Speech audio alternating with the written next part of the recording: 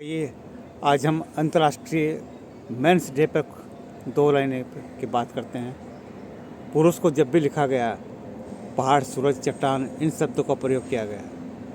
उसे कभी नहीं पुष्प, कली या चांद जैसे शब्दों के से नवाजा गया है। यही दर्शाता है कि उनका जीवन कितना कठिन है। बचपन के बाद ही आ जाती है उसके कंधे पर जिम्मेदारियाँ। उसे सिखाया जाता है बचपन से कि वो रो नहीं सकता क्योंकि वो पुरुष है। जिम्मेदारियां निभाते निभाते वो जब थक जाता है तो चाहता है एक ऐसा साथी जिसके साथ वो समझदारी का मुखौटा हटा के जी सके। एक बार फिर से अपना बचपन प्रेम में वो नहीं चाहता कि देह प्रेमिका की, बल्कि वो चाहता पुनः उस सुकून को पाना जो मिला था उसे बचपन में माँ की गोद में। मिटाना चाहता है वो रख उसकी गोद में अपना सर, अपनी बरसों की थकान को। चाहता है रोना वो उसकी छाती से लिपट कर। प्रेमिका की पीठ पर रेखा बनाती प्रेमी की उंगलियां नहीं है सूचक वासना की, बल्कि ये है सूचक उसकी आंखों से चल रहे भविष्य के, उन सपनों के जिन्हें वो देख रहा होता है उसके साथ मिल कर के। सप्ताह में 6 दिन काम करने के बाद उसे मिलता है एक दिन का अवकाश अपने लिए।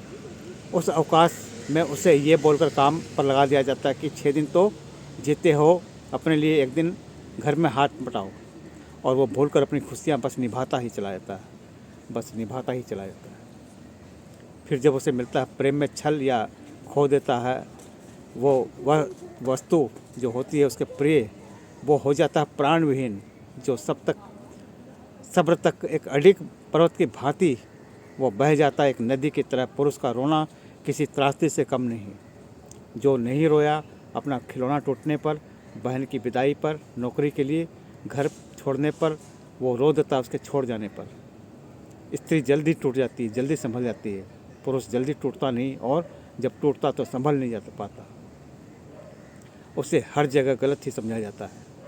कई बार जहाँ वह गलत नहीं होता वहाँ भी उसे दोषी माना जाता है, क्योंकि वह पुरुष है। यही दोष है उसका, पुरुष होना ही उसका एक दोष है। यदि पुरुष अपनी पुरुष निष्ठा से निभाए तो उसकी जिम्मेदारियाँ हमारी जिम्मेदारियों से कहीं बड़ी है। A tribute to men's international day. सभी पुरुषों को मेरी ओर से हार्दिक धन्यवाद।